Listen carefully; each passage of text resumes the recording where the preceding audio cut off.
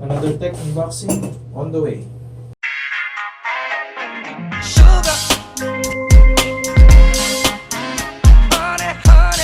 Hello guys, welcome back to my Mumunting channel. Another episode of my pa-unbox segment.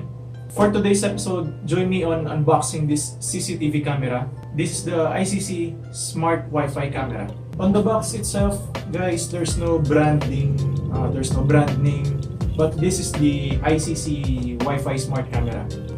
I don't know why there's no brand on the box. Taking a closer look at the box, here's the front,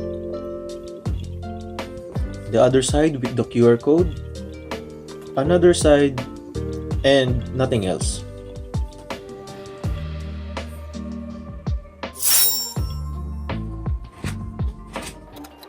Upon opening, we are greeted with the power brick,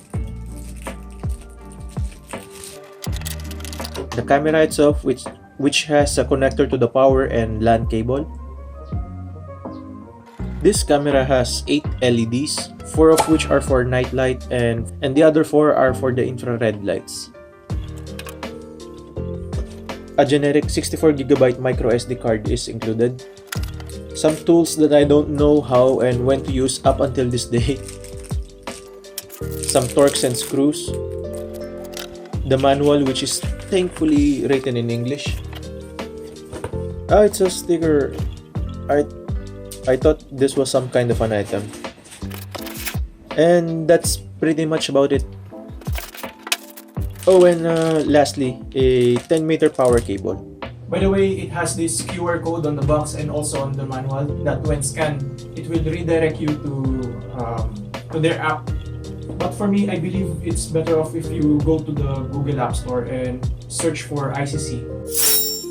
For the looks, it's quite good looking, to be honest. More on the modern touch and not much on the futuristic designs. Sometimes it looks like a lamp. You can mount this like this, or like this, or even like this, or like this, slanted. It could be mounted however you want, but just bear in mind that this is only capable of moving ever so slightly. So for me, it's better off mounted this way, or like that. This black portion here houses the motors for its movement, the sensors for the night shots, some LED lights for capturing pictures in the dark or maybe for night shots, and the 3 megapixels itself, which is too low, to be honest, for today's standards. The megapixels are too low that you're sure to have terrible quality in terms of videos or pictures on daytime, and much more worse quality in nighttime. Capturing people's face here from afar would sure give you a difficult time to distinguish them who they are. So this camera for sure is only best used for capturing human figures and the likes, but not for identifying their real identity. It has 2 adjustable Wi-Fi antennas for wireless connection that is dependent on your router's Wi-Fi signal. But so far, on my testing, I think it still is having a hard time when there are only a few hindrances. And even if it's like 10 meters away from our router, whichever you prefer.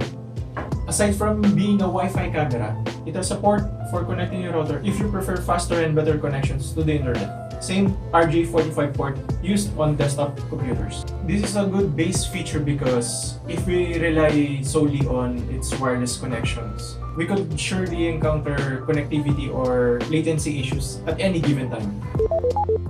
Now, to use this camera, you should pair this with the iCSee app. On the Google App Store, there are 2 iCSee apps. The normal one, which they recommended, and the Pro one that they have not recommended.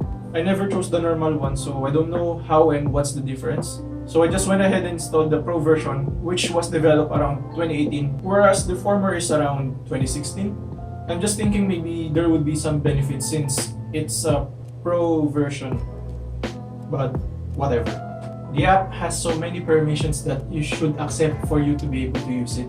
Just follow the instructions, detect and pair the camera, and then you're good to go. Personally, I hate apps that ask for permissions that may potentially put my device or my privacy at risk. I also hate it when it could be related to the CCP, just saying. Now on the app, You could control the device lens direction to point it where you want it to look at. Just keep in mind that its movement is only limited and it doesn't rotate 360 degrees. You could also opt for push notifications so that when this detects a movement, it would pop up on your smartphone telling you about its detection. They can also be set to make alarm sounds when they detect motions. Actually, it's good to have this kind of feature, but on a crowded neighbor, I think that's too much. You might end up disturbing your neighbors. This app can also let you take a snapshot on its current view. And the best feature that I really like on this product as a whole, but failed miserably, is their ability to produce audio through their built-in speakers. I really love it because you can talk on your smartphone, then the camera would relay the sound on its speakers, no matter how far you are. It's awesome, to be honest. I just hated it because it can produce clear sounds. You sound muffled at all times. And there are a ton of distortion that you can hear even if you are speaking on a quiet place, rendering the audio unidentifiable and unclear. Plus, it's not a loudspeaker, so if you place it somewhere far, chances are they won't be hearing from it. They could hear the distortion noises more than your words. Sage.